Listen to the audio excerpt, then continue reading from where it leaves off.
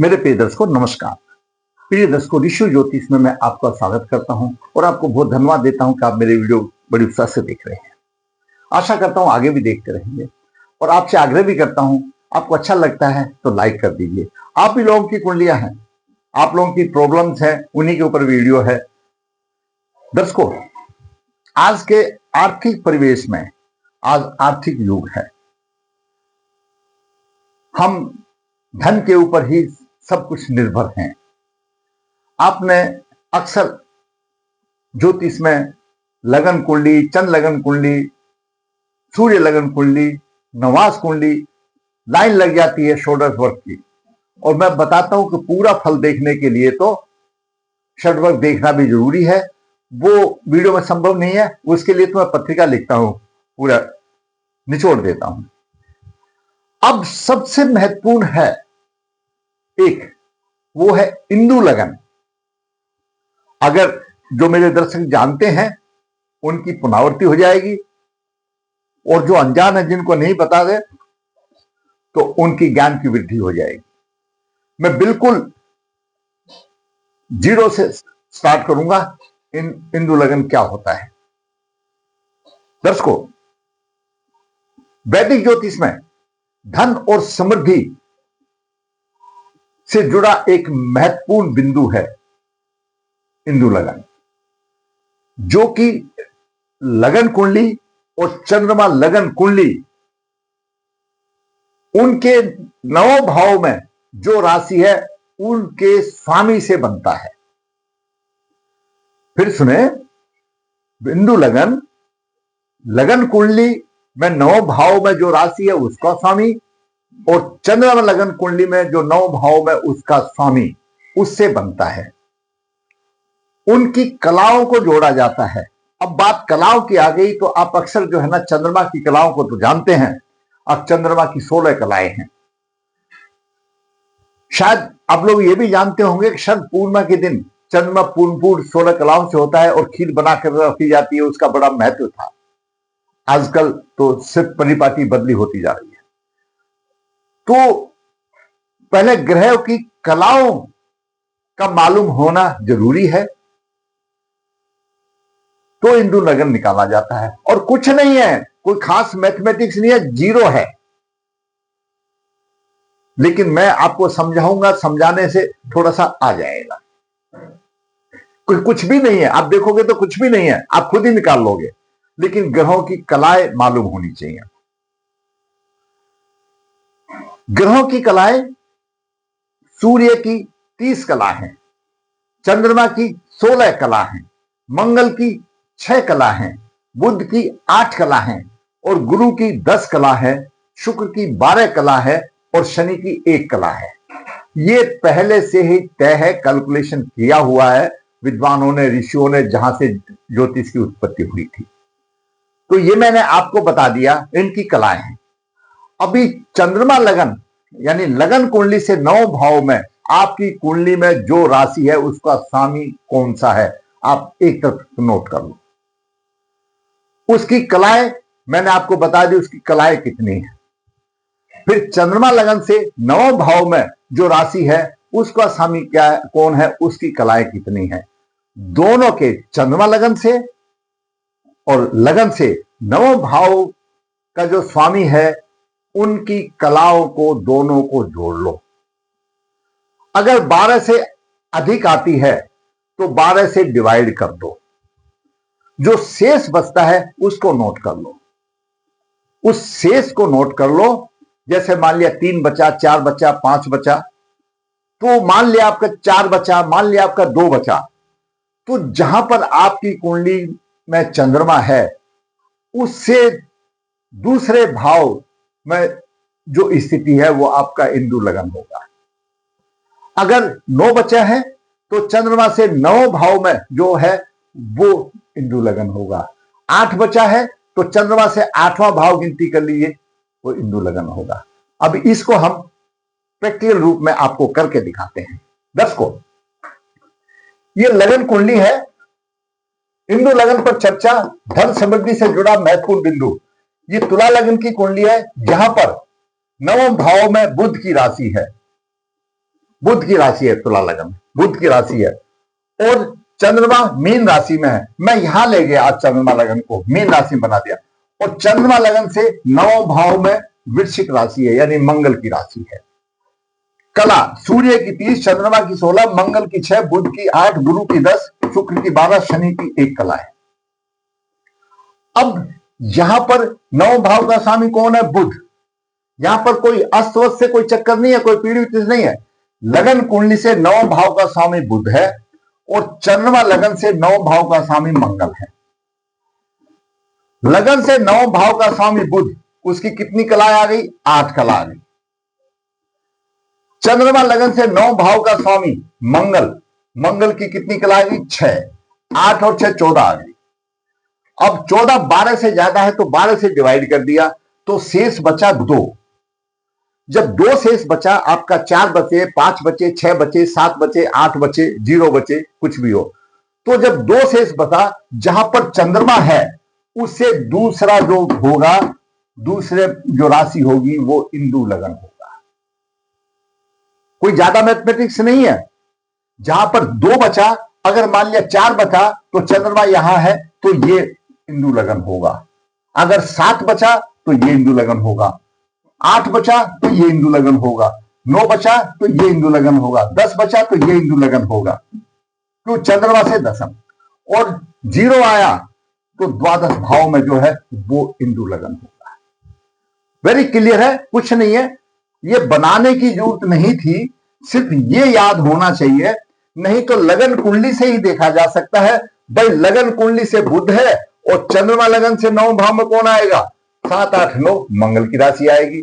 बुध की और मंगल के कलाओं को जोड़ दो, 12 से भाग दे दो, 2 आ गया तो चंद्रमा से दूसरा कौन सा हुआ? बिंदु लगन, ये हो गया।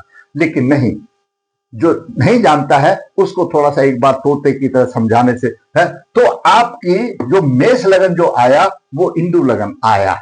इस लगन की कुंडली का 18/6/98 कृष्ण पक्ष 9 उत्पादा 4 गुरुवार का 16/10 है।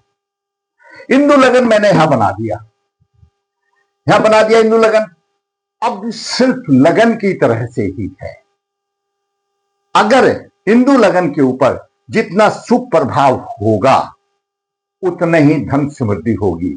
अगर इंदु लगन आपका 6, 8, 12 भाव में जाएगा तो संघर्षशील होगा, धन के मामले में संघर्षशील होगा।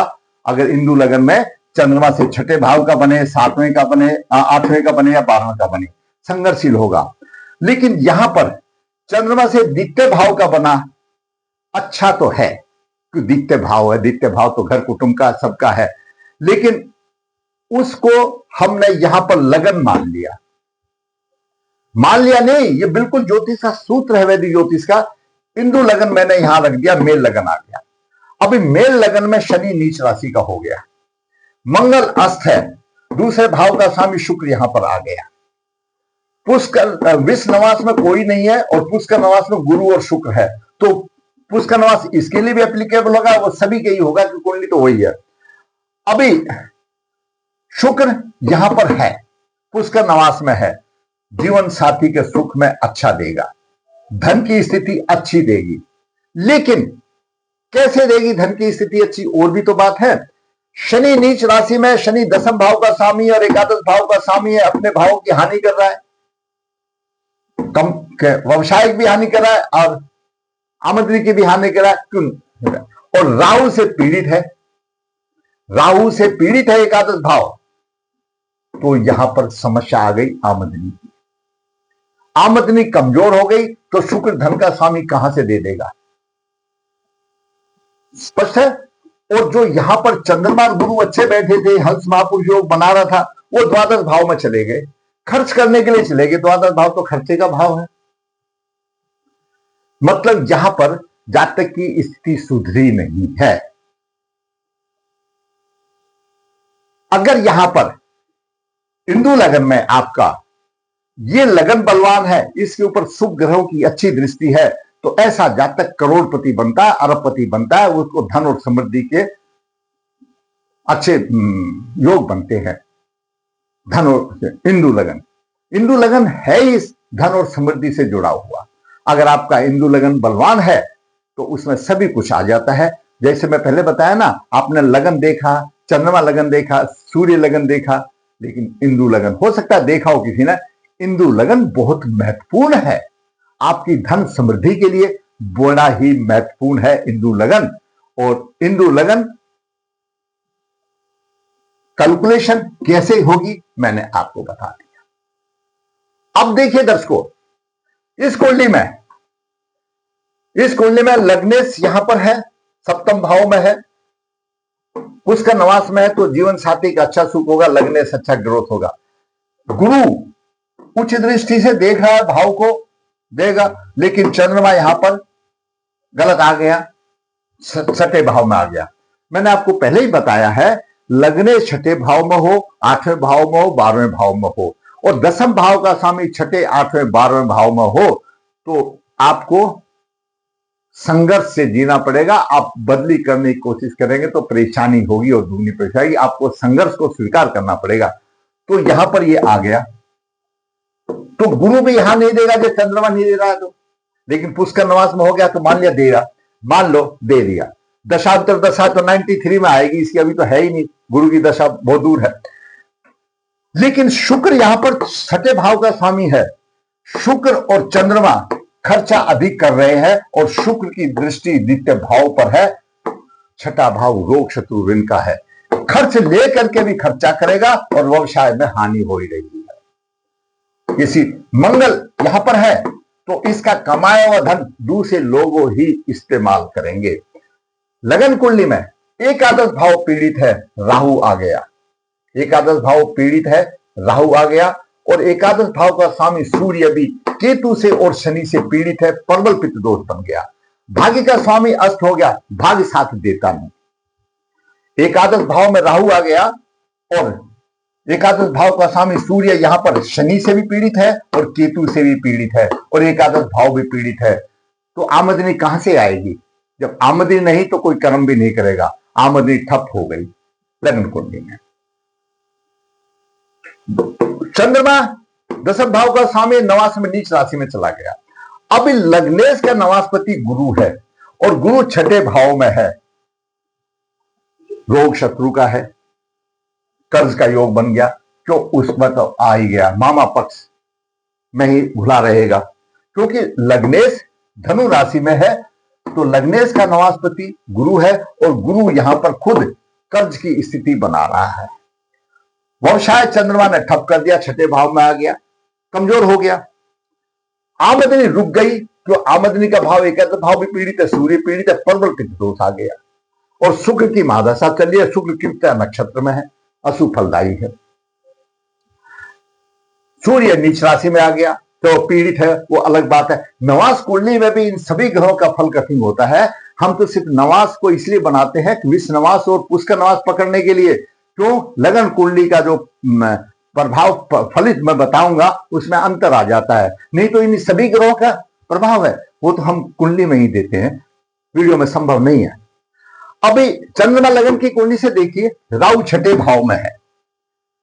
राहु किसी भी जगह पर हो आपकी कुंडली में, अगर उसका संबंध छठे भाव से या द्वादश भाव से या छठे भाव के स्वामी से या द्वादश भाव के स्वामी से बन रहा है, तो जन्म भूमि पर वो जीवन भर कर्जित होता रहेगा, और जन्म भूमि से बाहर धन दौलत आ जाएगी। यहां पर चंद्रमा लगन भी एक लगन है, चंद्रमा लगन से राहु द्वादश भाव को देख रहा है, और राहु की नवम दृष्टि शनि द्वादश भाव के स्वामी को भी पीड़ित करी, यहां पे पीड़ित करी है, तो धन की हानि हो गई।